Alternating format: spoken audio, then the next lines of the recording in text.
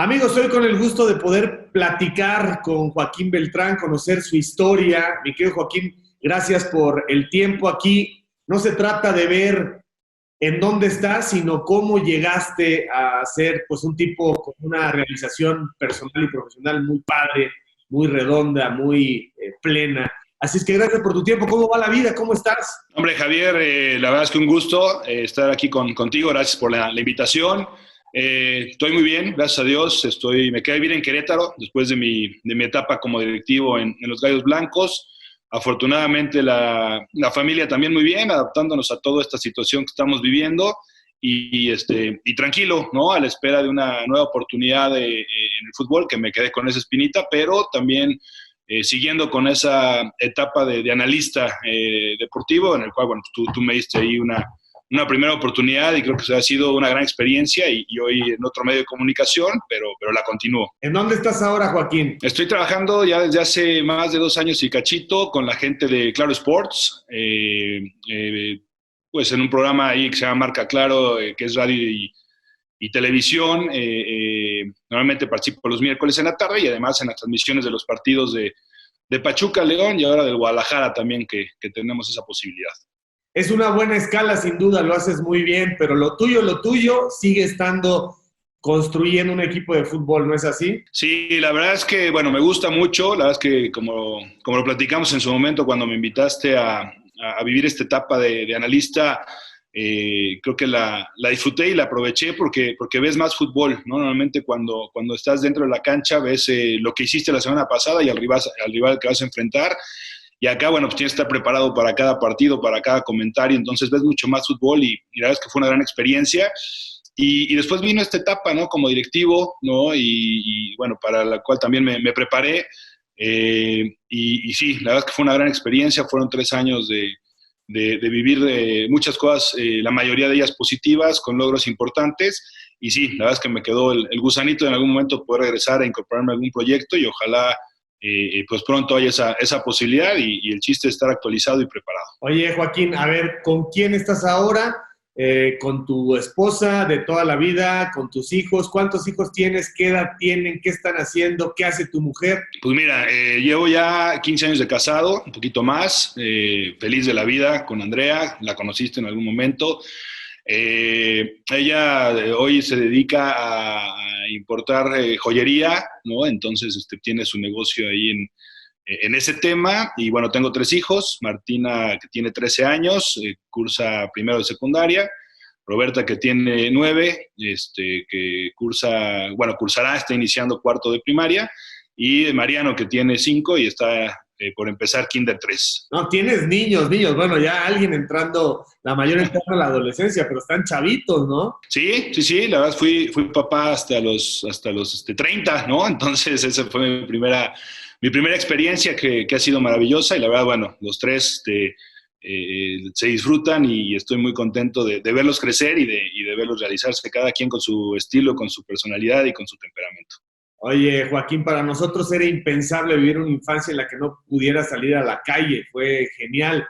¿Cómo crees que estén procesando esto? ¿Los ves preocupados? ¿Los ves curiosos? ¿Los ves tranquilos? ¿Cómo estarán creciendo, por ejemplo, justo la edad de tus hijos, entendiendo que de pronto no pueden salir y que tienes que tapar la boca y que no puedes ir a reuniones, que no puedes ir a la escuela? Sí, la verdad es que creo que los tres lo han asimilado bien. La parte más complicada, sin duda, es el tema social, ¿no? El hecho de ir a la escuela, no nada más por el tema de ir y tomar clases, sino por el ver a los amigos, por la convivencia con ellos. Buscamos los medios, ¿no? De repente con la tecnología, ¿no? Algunas videollamadas, organizamos algún Zoom con 2 o 3 amigos. Cuando hemos tenido que salir por alguna razón, ¿no? Por el tema de alguna situación médica, evidentemente cuando nosotros tenemos que ir al súper o algo, bueno, pues con todas las precauciones necesarias, y lo han entendido bien, pero sí de repente creo que el tema de no poder salir, no poder convivir con la familia, con los primos, con los amigos, creo que ha sido la parte más complicada de toda esta etapa, pues que ya va para 5 meses. Tú eres muy casero, pero supongo que sales un poco más que Andrea. Las mamás se han vuelto heroínas, ¿no? Porque tienen que coordinar la casa y tienen que sentarlos y pon atención y deja el videojuego. O sea, un homenaje, ¿no? Pequeño en esta charla para mamás, cómo se han rifado con los chavos, ¿no? Y afortunadamente, dentro de todos, son más privilegiadas que pueden estar en casa y no aquellas que tienen que salir a ganarse la vida. Sí, digo, al final lo que hemos logrado, y creo que es un tema en esta etapa, es dejar reglas muy claras, ¿no? Evidentemente entramos los dos al quite, ¿no? También el hecho de mis tiempos de trabajo a veces a mí también me permite estar al pendiente de las clases en línea o de los trabajos que les dejan en la escuela, y ahí estamos participando los dos, pero vaya, o sea, sí tienes que poner ciertas reglas porque, digo, en el tema de los videojuegos, sobre todo mi enano es el que más le gustan, en el tema de ver la televisión, te vuelves un poquito más flexible con la situación, pero sí, si no pones reglas, se puede volver un desorden, ¿no? Entonces, creo que la coordinación que hemos tenido, los tiempos, pues los tienes que estructurar porque estás todo el tiempo aquí en la casa. Oye, ¿cómo eres como papá? ¿Eres blando? ¿Eres medio? ¿Eres duro? ¿Estás trasladando un poco el modelo de crianza que tuvieron Andrea y tú con tus hijos? ¿Cómo te puedes definir como papá? Pues mira, soy un papá muy presente, exigente, sí, como dices, el modelo de educación que tuvimos, Andrea y yo, fue muy parecido, ¿no? De familias con valores muy, muy parecidas, ¿no? De mucha comunicación y lo trasladamos, ¿no? Siempre tratando de que las decisiones sean en conjunto, platicadas y buscando lo mejor para la familia. Entonces, me considero, como te digo, un papá muy presente, muy, muy exigente, pero también apapachador y cariñoso. Oye, ¿tus papás viven, Joaquín? Sí, gracias a Dios tengo la fortuna de que mis padres vivan. Los dos viven juntos en la Ciudad de México. Ambos dedicaron su vida a la docencia. Hoy los dos son jubilados ya y bueno, creo que en una etapa muy padre porque bueno, en estos últimos 5 meses no tanto desafortunadamente, pero son abuelos jóvenes, abuelos que tratan de disfrutar a sus nietos y afortunadamente sanos también, con todos los cuidados que requiere la situación que vivimos. Oye, yo sé que tu papá fue alguien fundamental en tu vida en el fútbol, ¿no? Una guía, alguien que estuvo todo el tiempo coachándote, alguien que te dejó volar cuando era necesario, ¿no? Me acuerdo que pocos casos en el fútbol mexicano de un padre tan ejemplar, tan cercano, ¿no? Llevando a su hijo en cada una de las etapas, pero ya permitiéndote volar, cortando la rama cuando era necesario, ¿no? Sí, la verdad es que mis dos padres fueron súper apoyadores, ¿no? De mi sueño, muy, muy presentes de los diferentes pasos, como mencionas, que se tenían que ir dando. Y bueno, el apoyo que tuve de ambos para llevarme a los entrenamientos. De repente teníamos partidos a las 7 de la mañana y ahí estaba, a veces solo mi padre, a veces iban los dos. Mi madre sobre todo nos llevaba casi todos los días entre semana a los entrenamientos. Digo, te hablo de nos llevaba porque también mi hermano iba a entrenar, mi hermana tenía el tema de gimnasia.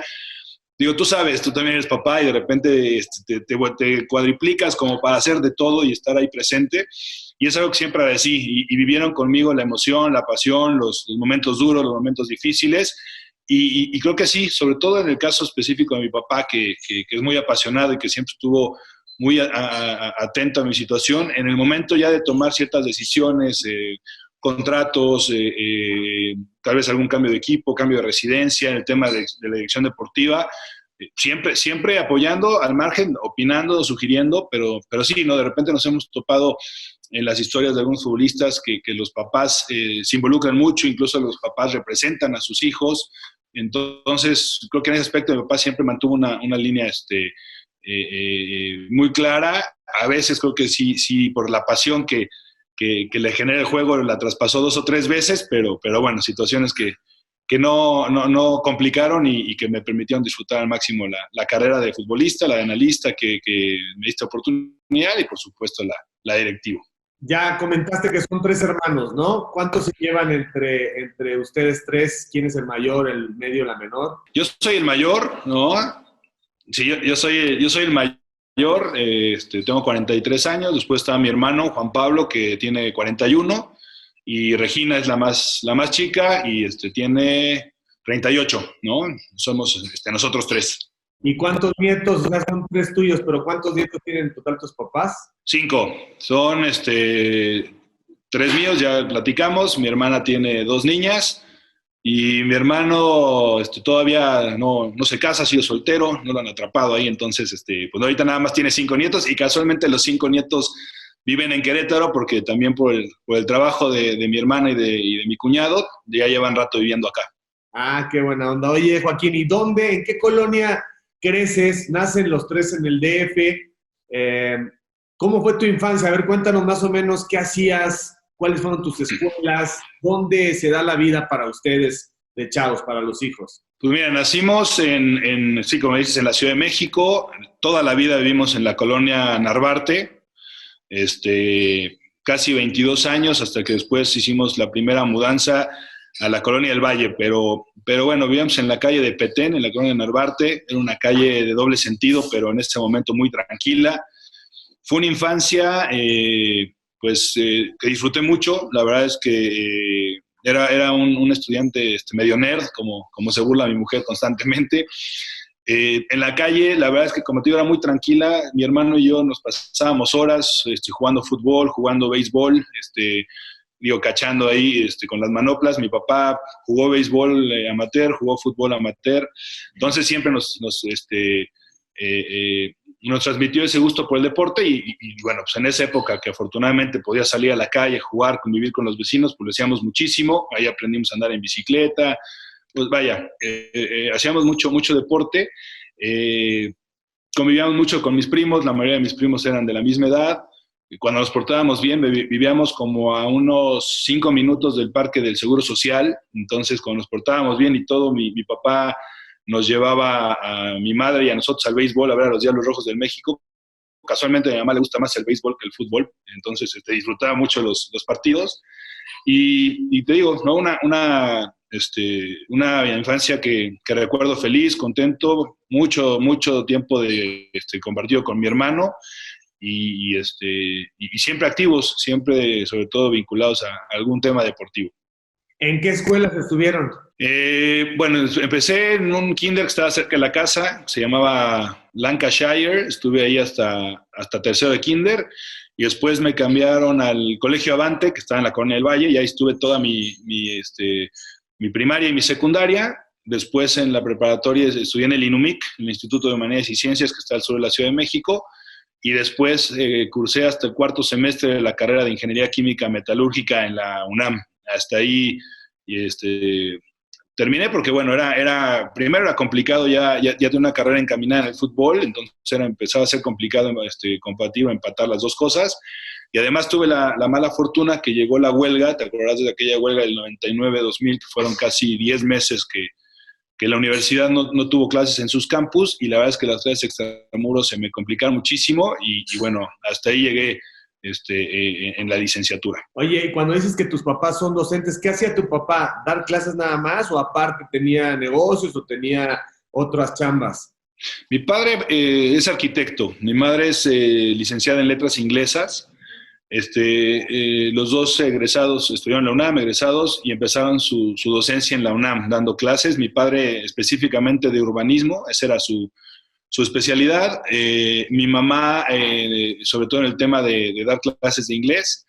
Y mi papá en algún momento puso un despacho. En general iba bastante bien. Desafortunadamente por ahí tuvo un problema y como que se decepcionó y lo terminó cerrando, y se dedicaron toda la vida, ¿no? Mi papá dio clases en la UNAM toda la vida, y aparte como empataba al mismo tiempo el tema en La Salle o en la Universidad Intercontinental. Y mi mamá empezó en la UNAM y después fue la directora de la Escuela de Traducción y la encargada del Centro de Lenguas de la UIC durante más de 30 años. Cuando dices que dice tu mujer Andrea que eras un nerd, o sea, ¿eres 10 de calificación? ¿Eras de excelencia?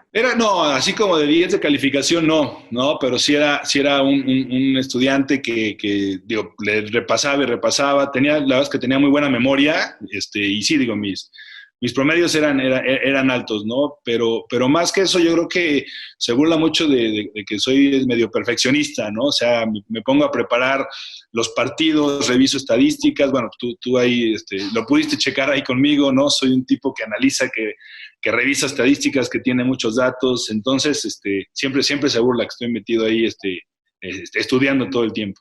No, pues súper profesional, ¿no? Súper organizado y súper exigente contigo mismo. Está muy bien, porque eso lleva a la excelencia. No dejes que se burle, Andrea. Oye,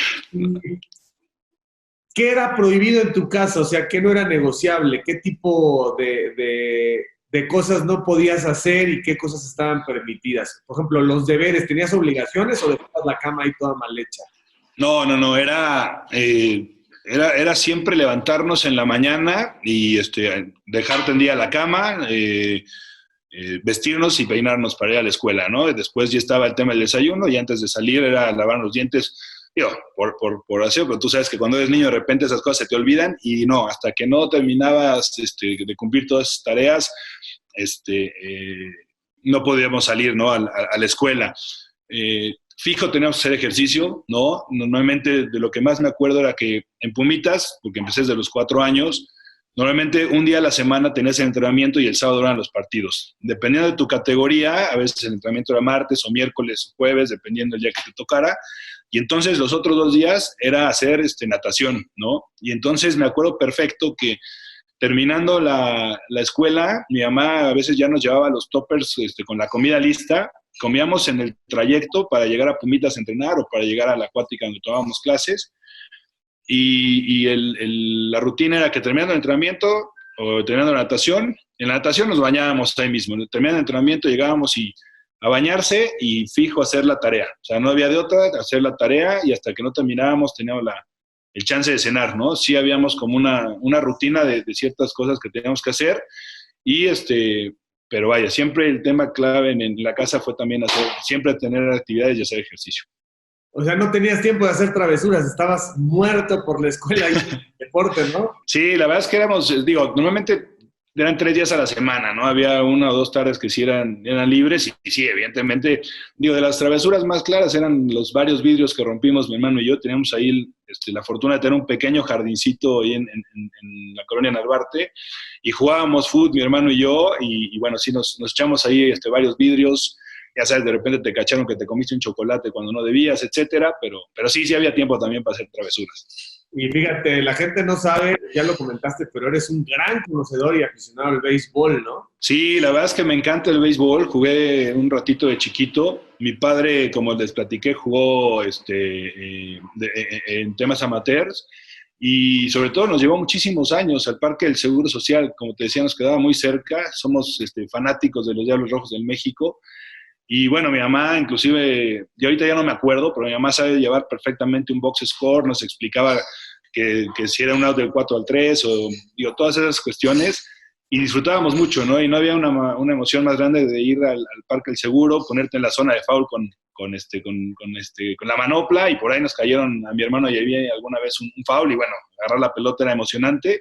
Pero sí, la verdad es que, bueno, me encanta el béisbol y, bueno, toda esa emoción y toda esa pasión me la transmitió mi papá, ¿no? La pasión por los Diablos en México y por los Yankees en Estados Unidos. Y también el americano y el básquet, ¿o no? Me gusta ver el deporte, me gusta el americano, le voy a los Vaqueros porque mi tío, hubo una época, mi tío materno, que aparte es mi padrino de bautizo, tuvo una época en donde trabajaba.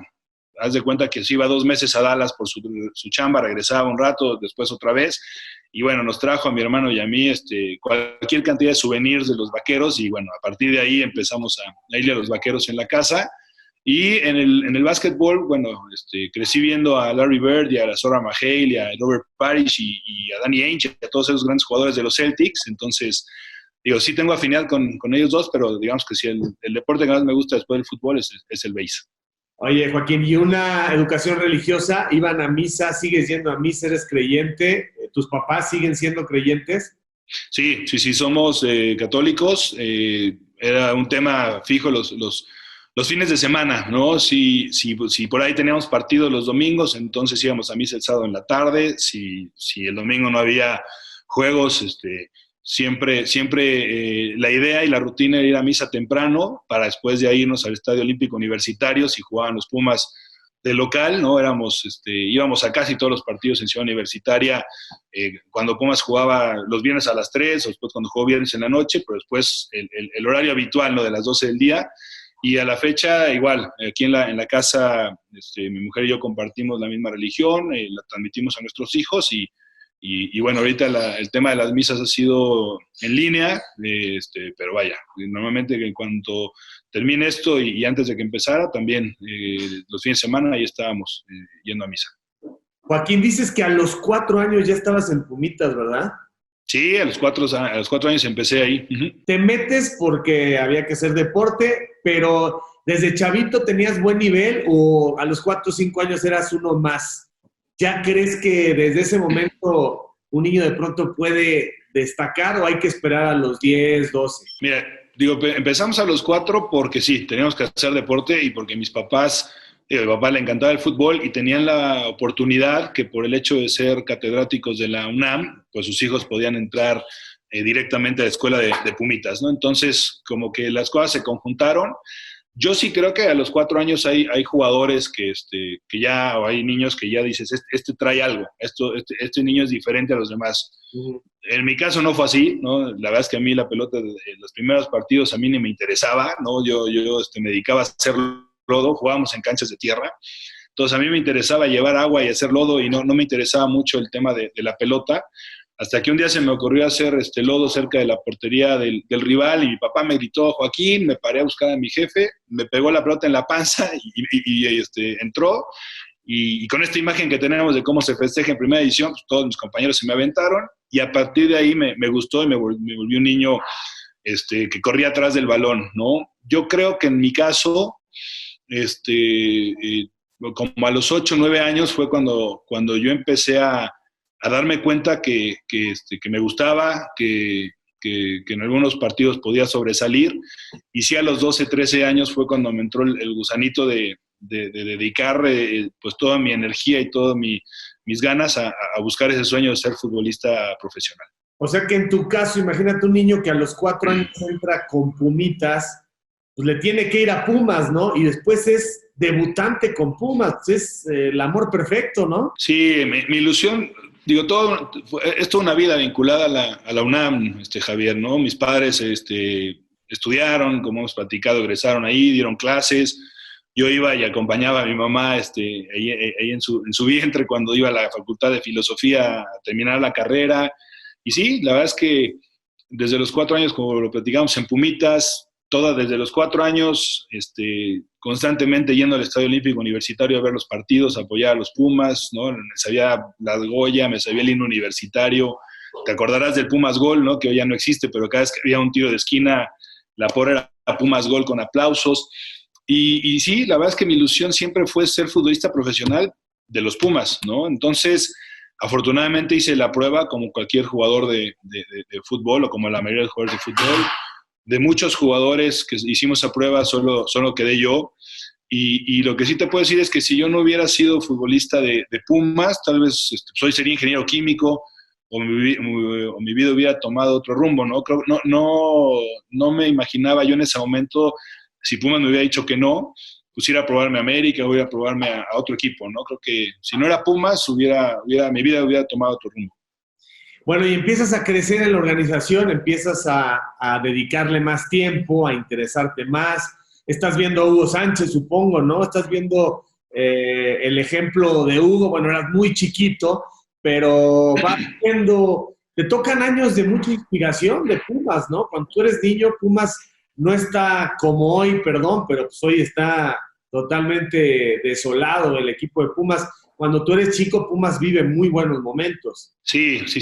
Digo, tengo grandes memorias de haber ido al Estadio Olímpico, de terminando los partidos, esperar a que los jugadores salieran, ¿no? Guardaba, por ahí las he de tener, ¿no? En tantas mudanzas no las he sacado, pero por ahí he de tener algunas playeras que recuerdo que me firmaron Manolo Negrete, Luis Flores, Pablo Luna, Enrique López Arza, que no tengo, o sea, yo estaba muy chiquito, ¿no? No tengo esa memoria de acordarme, tengo la memoria de las fotos con ellos, de la plática con ellos terminando los partidos, pero no tengo la memoria del tema táctico y de cómo jugaba ese Pumas, ¿no? Pero sin duda, y por las pláticas con mi papá, esa época de Pumas fue grandísima, ¿no? Los títulos del 78, del 81, ¿no? Grandes jugadores, la mayoría seleccionados nacionales.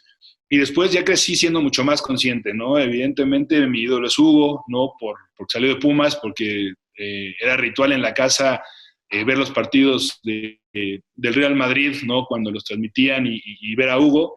Y también ya crecí viendo a una defensa ya con más conocimiento de mi posición y del fútbol en sí, pues conformada por 4 grandes jugadores, ¿no? Que eran el Capi Ramírez Paredes y Abraham Nava, por Claudio, que Claudio es mi ídolo, aunque en esa época jugaba lateral derecho, y por Toño Torres Servín, por Roberto Medina, ¿no? Que luego alternaban la lateral izquierda, ¿no? Pero crecí viendo ese gran equipo de Pumas que después fue campeón en 90-91, pero ahí sí ya mucho más consciente y analizando nada más o apoyando nada más el equipo, sino viendo movimientos, viendo recorridos, viendo coberturas, todo eso que sabes que son los fundamentos que debe tener un defensa central. O sea, que picaste piedra desde los 4 años. Joaquín, ¿qué tan cierto es esta parte que de pronto se dice y maneja muchísima gente que en estas organizaciones, en Pumas, en América, en Cruz Azul, hay que ir pagando, hay que ir incentivando un poco a los formadores para que acepten al chavo, no para que lo debuten, sino para que ahí esté? ¿Qué piensas de la gente que cree eso? Mira, Javier, desafortunadamente, o sea, a mí nunca me tocó vivirlo, ¿eh? O sea, yo crecí vinculado al fútbol, crecí en el tema deportivo y crecí con las categorías diferentes según mi edad. Fui avanzando, supongo, y siempre me lo hicieron ver así por mi calidad, ¿no? Pero a mí nunca me tocó vivir una situación así, ¿no? Me tocó vivir una gran etapa directiva con el mando del ingeniero Aguilar Álvarez, que en paz descanse, con el ingeniero Raúl Borja, que siempre estuvo ahí a la derecha, ¿no? Del ingeniero Aguilar Álvarez. Me tocó una etapa con Juan José Muñante, me tocó que me debutara Luis Flores. Yo nunca viví una situación así, ¿no? Evidentemente es difícil decir que al 100% que en México no sucede, porque sí tenemos y sí sabemos de casos en los cuales desafortunadamente subieron papás que tuvieron que tomar una decisión al respecto, pero vaya, ¿no? Yo lo que he visto y lo que vi en mi época de fuerzas básicas de Pumas hasta que llegué a la posibilidad de debutar en Primera División, nunca vi a nadie vivir una situación como esta, y creo que es algo que tenemos que erradicar, ¿no? Parte esencial de lo que nosotros hicimos en Querétaro como directivos, en específico en las fuerzas básicas, era eso, ¿no? Que el jugador llegara por su calidad, que creciera y que pudiera llegar a ser jugador de Primera División porque cumplía los procesos y porque su calidad se lo permitía, ¿no? Entonces, pues esa es una cuestión que tenemos que corregir y que tener muy clara, que en el fútbol mexicano, entre más limpieza haya en las fuerzas básicas, creo que más real es la competencia. Y cuando tú estabas en esas fuerzas básicas, realmente estaban bien atendidas, porque los procesos eran muy estables y a tiempo, y había la identidad. O sea, imagínate un chavo de 4 años, pues no solamente quiere a Pumas, o sea, Pumas está dentro de su esencia. ¿Qué es lo que se dejó de hacer, Joaquín? Yo sé que es un tema muy complicado, pero ¿qué es lo que se dejó de hacer en Pumas, que era la cantera por excelencia del fútbol mexicano? Mira, yo creo, Javier, y hay que decirlo, me parece que en la actualidad y algo de lo positivo que dejó la gestión de Rodrigo Ares fue que intentó retomar ese modelo de fuerzas básicas, y creo que lo están haciendo bien, ¿no? Hoy Lilini, bueno, por las circunstancias termina siendo el director técnico del primer equipo, pero hay que analizar la cantidad de jugadores canteranos que están jugando hoy en el primer equipo, ¿no? Y que ya son varios, y eso creo que es algo positivo. Yo creo que hubo un momento, y lo he compartido y lo he platicado con varios de los jugadores de mi generación y de generaciones anteriores, que tengo la fortuna de tener una buena amistad y tener comunicación con ellos. Yo creo que Pumas se retrasó en ajustarse a los tiempos, ¿no? ¿Qué pasaba cuando, en mi época tal vez, o en épocas anteriores, que Pumas era el que debutaba a los jugadores jóvenes, que era esa mística y esa filosofía que ha caracterizado la institución? ¿Y qué pasaba? Que pues, todos los jugadores jóvenes mexicanos, incluso fuera de la Ciudad de México, pues llegaban a Pumas, ¿no? Y tú veías las visorías de universidad y llegaban miles de niños y miles de jóvenes tratando de ganarse un lugar, ¿no? Y entonces Pumas tenía la posibilidad de darse el lujo de escoger, ¿no? Decir tú sí, tú no. Y de repente llegó esta etapa donde los clubes Chivas, Atlas, Pachuca, ¿no? Que lo han hecho bastante bien durante estos años, se dieron cuenta que no podían esperar a que el talento les llegara, tenían que salir a buscarlo, ¿no? Y entonces los clubes empezaron a generar departamentos de visorías, de scouting, a invertir en estos visores y lo que hacían era buscar torneos juveniles, aunque fuera en Sonora, aunque fuera en Chiapas, en donde fuera, y mandar visores. Y entonces, en lugar de que el talento te llegara, pues tú lo ibas a buscar, ¿no? Y entonces adelantabas ese paso. Y creo que Pumas se tardó un poco en darse cuenta que ese era el siguiente paso, ¿no? Y entonces tal vez ya no te llegaban tantos jugadores y tal vez los que te llegaban pues ya no tenían la misma calidad de los que otros clubes ya habían agarrado, si se puede decir así, ¿no? Entonces, creo que esta etapa fue una etapa larga, pero creo que hoy Pumas en ese aspecto está retomando, es una situación que va a llevar tiempo, pero si hoy vemos al primer equipo, como te decía, hay varios jugadores de cantera que tienen buena proyección y que aparte la gran ventaja de que Lilini sea hoy el director técnico del primer equipo, pues que conoce perfectamente el proceso de estos jugadores a los que le está dando oportunidad. Nunca en este proceso, cuando vas de los 4 a los 8, a los 12, a los 16 años, nunca se te quitan las ganas, nunca pensaste en desistir, no te llamó la atención algo más, te desesperaste, creciste de adolescente, uno se pone muy loco porque hay cambios hormonales. ¿Siempre dijiste voy a ser profesional? Digo, siempre lo tuve en mente, pero sí hubo dos momentos que te entra esa duda y te entra esta situación, ¿no? Y la primera fue como a los 8 o 9 años, y ahí sí tuvo que ver mucho la situación de mi papá, ¿no? ¿Por qué? Porque pues, a los 8 o 9 años empiezan todo el tema de las fiestas infantiles, ¿no? Empieza la invitación de tus compañeros de, oye, pues tal día, jueves en la tarde, viernes en la tarde, normalmente también eran muchas, el sábado en la mañana, que eran los días que yo tenía partido, y pues yo quería las fiestas, ¿no? O sea, yo quería convivir con mis amigos, compartir con ellos una fiesta, y mi padre siempre fue muy tajante en eso, y hoy lo agradezco, ¿no? Siempre me dijo, oye, a ver, tú decidiste ser parte de un equipo, das de cuenta que me lo está diciendo hoy.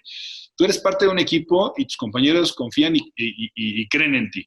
Entonces, vamos al partido porque esa es la decisión que tú tomaste y después yo te llevo a la fiesta, ¿no?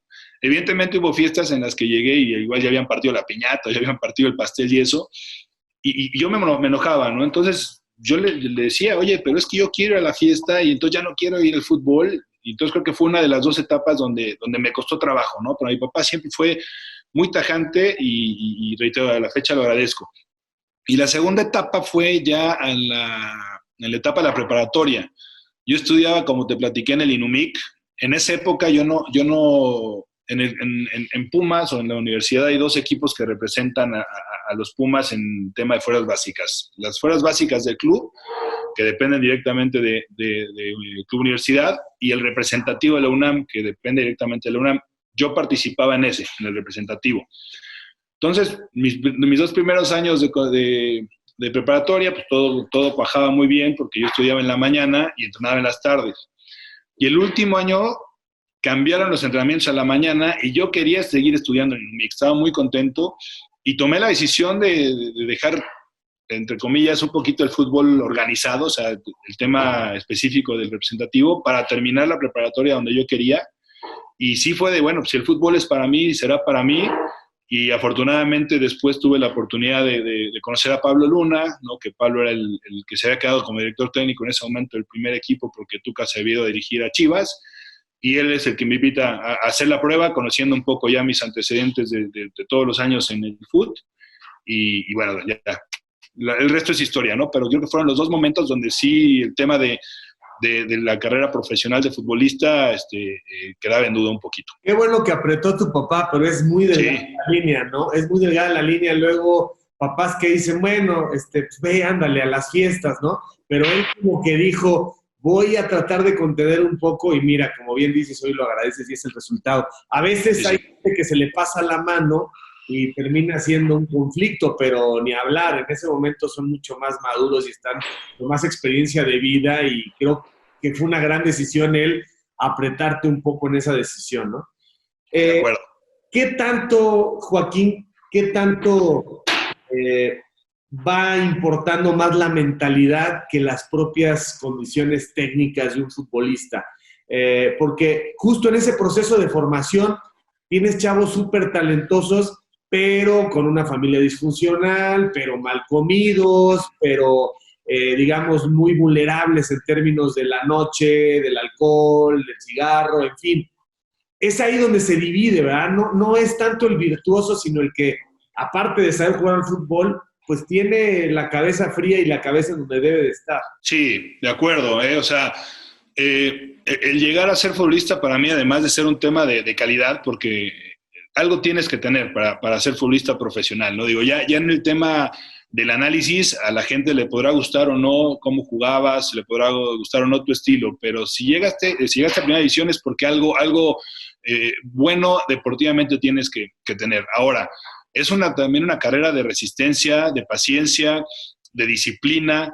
Yo te puedo decir que en este trayecto de muchísimos años, yo vi jugadores en mi posición, digo, en otras posiciones, grandes jugadores, pero en mi posición con los que directamente yo competía, vi jugadores que yo creo que tenían mayor talento que yo, ¿no? Pero a mí nadie me ganaba en la disciplina y en la mentalidad de querer llegar a donde yo quería llegar, ¿no? Y como te digo, a veces esa mentalidad y esa paciencia y esa resistencia y el aprovechar las oportunidades se vuelve clave, ¿no? Y entonces a veces no llegan tal vez los que tenían las mejores condiciones, sino llegan los que tienen condiciones y aparte fueron disciplinados, se prepararon, tuvieron paciencia y aprovecharon el momento justo, ¿no? Entonces, de repente aparte hasta te da coraje, ¿no? Había jugadores en tercera, en segunda división que fueron mis compañeros y que decías, híjole, es que si llega la va a romper, y desafortunadamente no tenían esa convicción, no les atraía tanto el ser profesionales, preferían estar en su casa, ¿no? Digo, yo me acuerdo de un jugador que vivía en Morelos, que todos los compañeros decíamos, es que este cuate es un crack, es un tipo que tiene la 11 y es diferente. Y de repente, cada 2 semanas teníamos que ir uno de nosotros por él a Morelos para que se viniera a entrenar, porque no le interesaba, ¿no? Y nunca llegó, ¿no? A ser jugador de primera división. Hay muchas historias de esas, Javier, y sí creo que más allá de las cualidades que las debes de tener, el tema de disciplina, mentalidad, respeto a tu profesión, se vuelven clave para que un jugador llegue a ser futbolista profesional. Bueno, vas avanzando y cuéntanos el día del debut. ¿Cuándo te enteras que vas a debutar? ¿Cuánto tiempo antes? ¿Esa misma noche? ¿Ya venías intuyendo un poco por el trabajo en la semana? ¿Algunas convocatorias de seleccionados? ¿Cómo se da esa oportunidad que hay que esperarla por años? Medio lo intuía, pero yo me entero el mismo día. O sea, el mismo día que debuto es el día que digo, me entero porque yo ahorita te platico la historia. Yo llevaba ya un proceso, Pablo Luna inició ese torneo, que como te platicaba fue el que me invitó a las visorías y fue parte importante para que yo me quedara ya en el equipo de segunda división de Pumas. Y viví el proceso como normalmente se vive, ¿no? El primer equipo entrenaba en la cancha 2 y el equipo de segunda división en la cancha 5, ¿no? Para la gente que no ubica estas canchas en Ciudad Universitaria, están una arriba de la otra, a desnivel.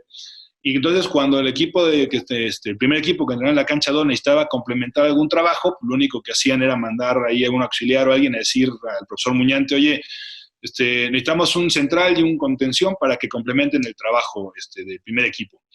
Entonces empecé a vivir ese proceso, ¿no? De entrenar con el equipo de segunda y de repente complementar algunos trabajos con primera división.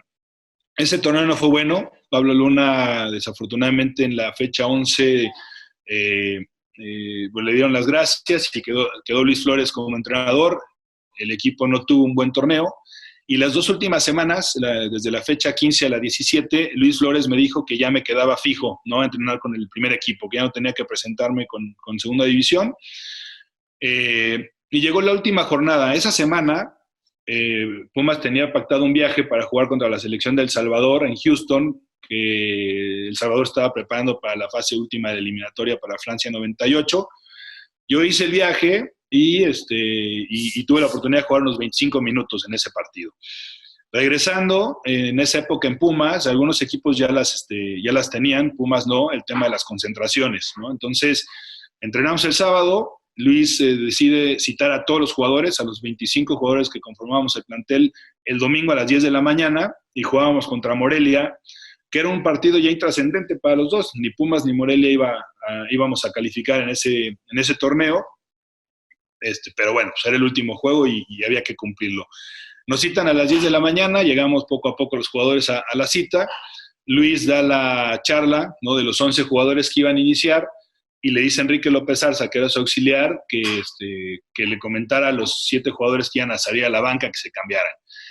Y bueno, fue una emoción grandísima cuando Enrique se para enfrente de mí y me dice: Joaquín, te vas a cambiar, vas a salir a la banca, ¿no? Entonces, pues ya la emoción estaba ahí. Yo medio lo intuía, digo, mis padres siempre iban a los partidos, estuviera yo o no, pero sí ese día le pude decir como a mis tíos, ¿no?, que pues por ahí podía darse, ¿no?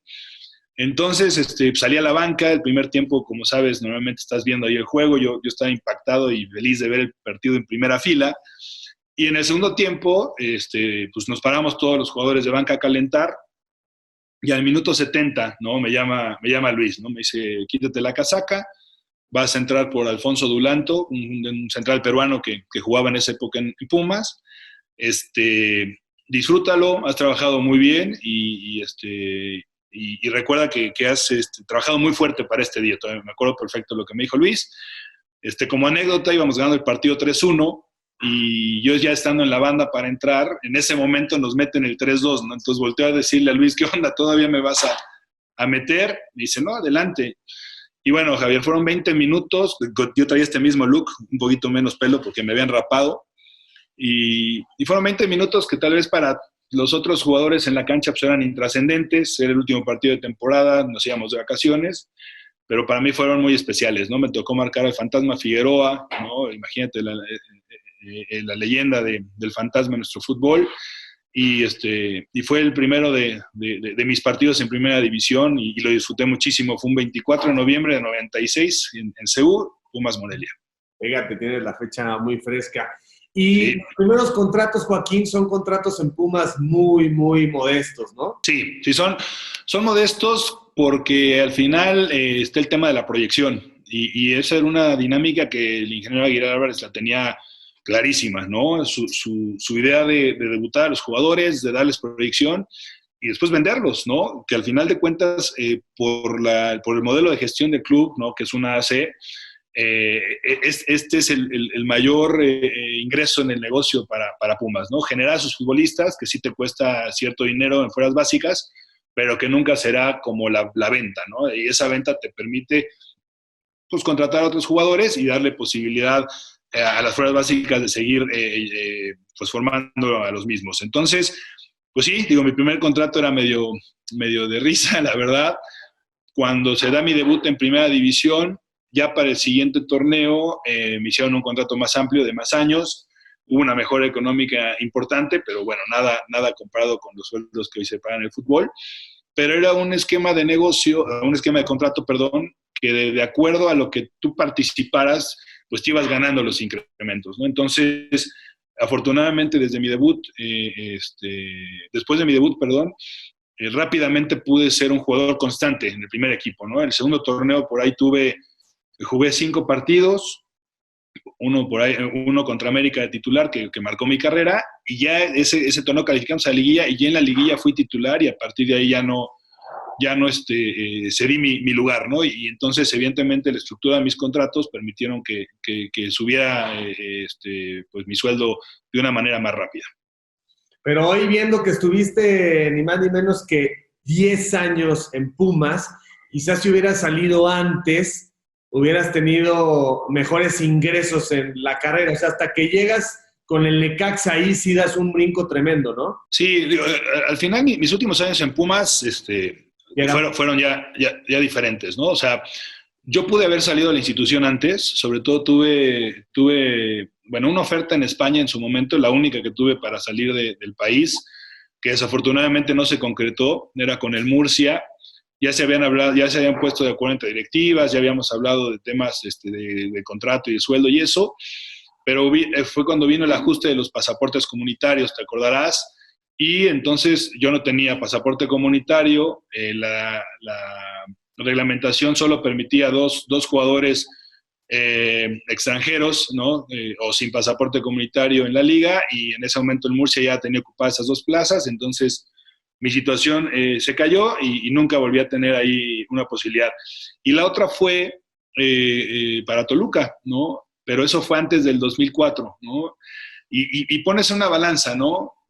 Yo veía la defensa central de Toluca porque acaban de contratar a Paulo da Silva y decía, bueno, pues económicamente sí me puede ir mejor, pero deportivamente, digo, no me asustaba el hecho de ir a pelear un lugar, pero sí veía complicado con una defensa con Paulo da Silva llegando, con Omar Blanco y con el Flaco Macías, seleccionados nacionales en ese momento, pues llegar, ¿no? A ver qué podía suceder, si podía ser titular o no, cuando además en Pumas yo tenía un lugar que me había costado muchísimo tiempo ganármelo, y además, pues yo quería ser campeón con Pumas, ¿no? No me visualizaba salir de la institución sin levantar un trofeo y bueno, un par de años después pude vivir esa situación. Por ejemplo, tu primer sueldo, cuando dices que era muy, muy simbólico, ¿estamos hablando de qué? ¿De unos 6,000 pesos de hoy? No. Yo ganaba, mi primer sueldo fueron 1,500 pesos mensuales. Ajá.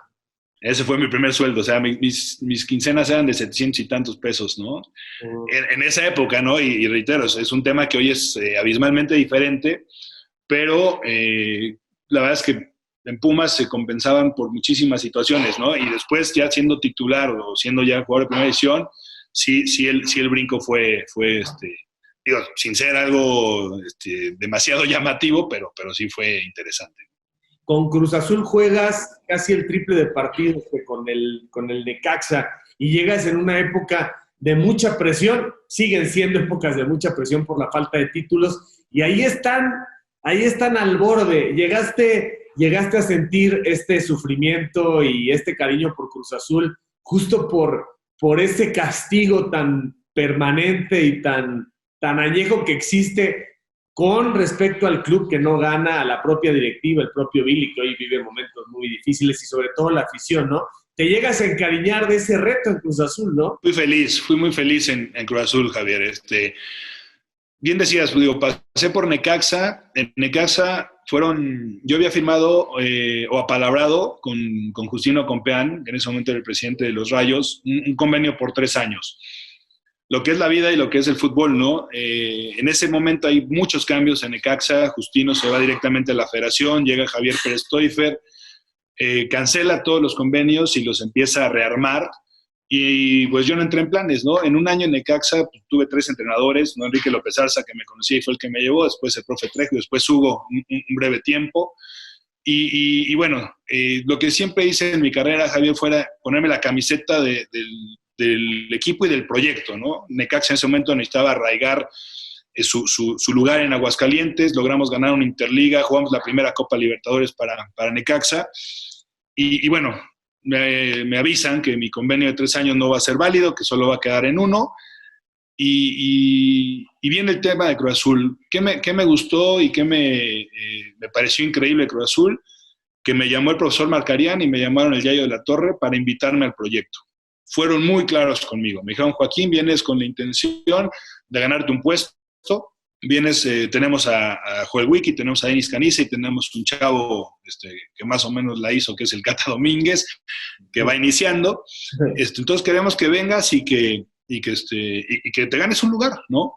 El hecho de que ellos me hablaran, a mí desde que recibí la llamada con la invitación, ya sabía que iba a decir que sí, ¿no? Por la institución que es Cruz Azul y por el tema de cómo lo hicieron en ese momento el director técnico y el director deportivo.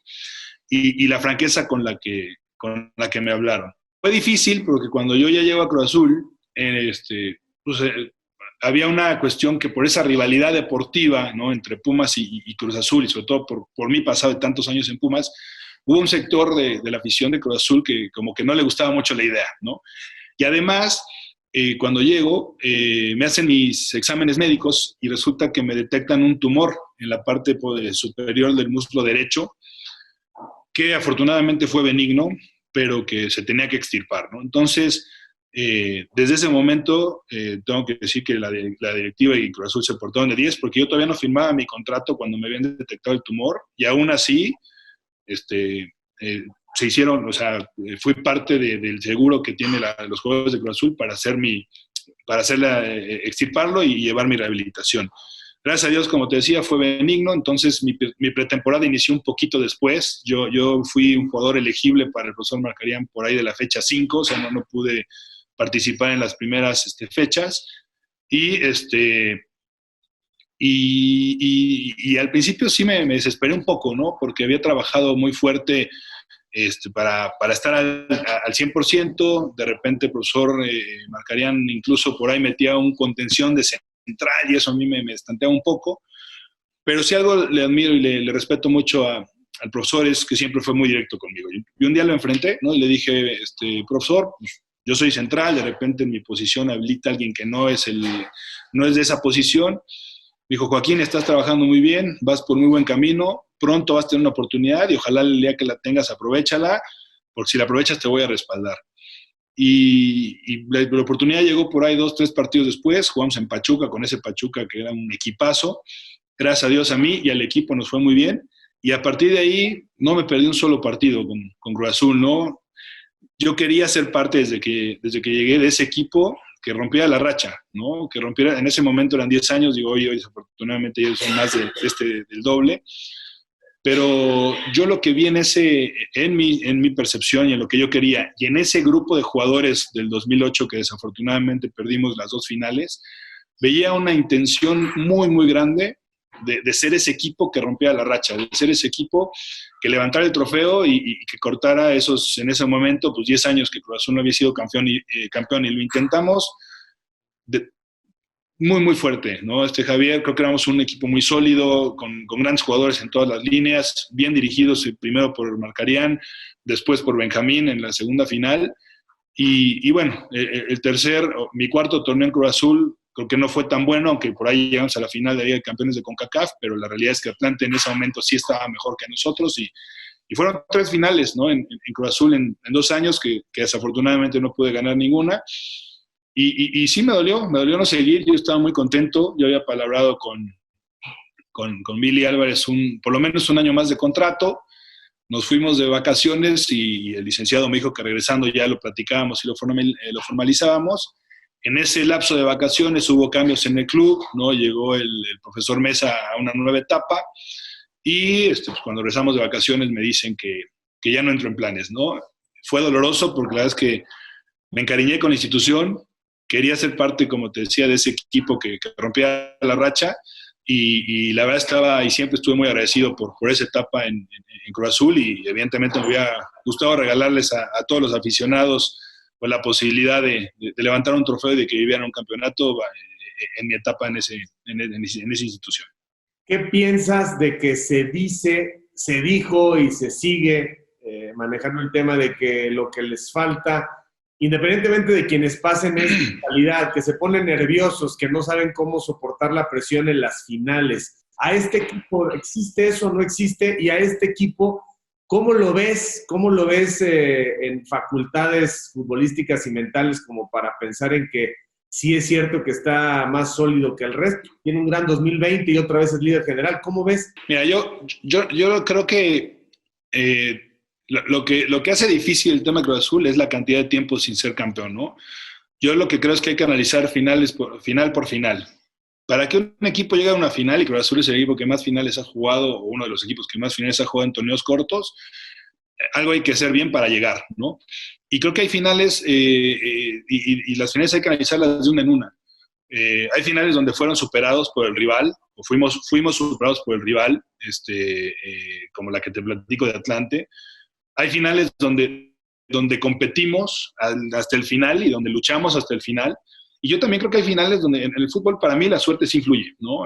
Y hay finales donde la suerte no ha estado del lado de Cruz Azul, ¿no? O sea, esa serie de penaltis en Toluca, ¿no? Cuando Josgar no le había atinado a ninguno de a la dirección de ninguno de los penaltis y casualmente el único que adivina la trayectoria pega en el travesaño, le pega en la espalda y se mete, ¿no? O la jugada de Alex Castro en esa final contra América. Pues Alex quiere pegarle la pelota para sacarla, evidentemente, y resulta que le da dirección de portería y bueno, pasa lo que pasa. Entonces, yo creo que cada final tiene su situación y requiere de un análisis individual, ¿no? Yo lo que te puedo decir de ese equipo del 2008 es que en ningún momento aflojamos, en ningún momento nos temblaron las piernas, inclusive en las 2 finales empezamos mal y eso lo admitimos porque no sacamos provecho de jugar en casa. En las 2 finales, te acordarás, el partido de día fue en el Azul y después fuimos de visita tanto a Torreón como a Toluca y peleamos hasta el final, ¿no? En Torreón, ahí Pablo Ceballos en la última jugada del partido tiene la posibilidad de mandar el partido a tiempo extra, ¿no? Y tal vez otra cosa hubiera sido y desafortunadamente no la pudo concretar. Y bueno, el tema de Toluca que lo tenemos muy fresco todos, pero yo ahí sí te puedo decir que nunca nos temblaron las piernas, que salimos los 2 partidos con la intención de hacer las cosas lo mejor posible, sobre todo en el segundo sabíamos que teníamos que hacer partidos perfectos porque llegábamos con desventaja, y sobre todo en la de Toluca, pues después de un 2-0 en contra en el Azul, visitando la Bombonera, con un hombre menos después de lo que le pasó a Villaluz, aún así empatamos el partido, soportamos los tiempos extras con un hombre menos y mandamos el juego a penaltis. Ahí estuvimos en todo momento, ¿no? Entonces, esa situación yo no la comparto, ¿no? Yo creo que cada equipo es distinto, sí, pero en este caso no creo que te tiemblen las piernas y para llegar a las finales tuviste que haber hecho un gran esfuerzo antes. Y este equipo del 2020, yo lo que resalto más, aparte del buen fútbol que desplegan, es la fortaleza mental, ¿no? O sea, cuando ibas muy bien, eras super líder y todo se encaminaba bien el tema de la pandemia y se da por concluido el torneo. Es un duro golpe. Después todo el entorno externo que hoy vive Cruz Azul, que podría mantenerlos distraídos, pues parece que para mí, para el tema de Siboldi y de su cuerpo técnico, y sí también de los mismos jugadores, ha sido excepcional. O sea, ves el partido ayer en San Luis y ves un equipo sólido que sabe perfectamente a lo que juega, que sabe manejar los tiempos. Evidentemente es difícil aventurarte a decir que pues va a ser el año, pero sí se ve esta situación de un buen fútbol, pero sobre todo de una fortaleza mental importante, sobre todo por lo que está viviendo la máquina hacia el exterior. Gracias, Joaquín. Muchísimas gracias por tu tiempo, por las anécdotas, por ayudarnos a entender mucho más que en cualquier historia de realización hay un camino que trabajar que incluye disciplina, perseverancia, pasión y que nada es gratis. Gracias por contarnos tu historia, Joaquín, y que sigas muy bien. No, hombre, Javier, estuvo muy, muy a gusto. De verdad te agradezco la invitación. Aquí estamos a la orden. Y bueno, un placer platicar contigo. Saludos también a la familia, por favor. Así que, camaradas, por favor, no dejen de seguirme a través de todas mis redes, de suscribirse a mi canal, dale a la campanita, dale like. No te olvides de dejarme tus comentarios, yo mismo estaré respondiendo. Cambio y fuera, camaradas.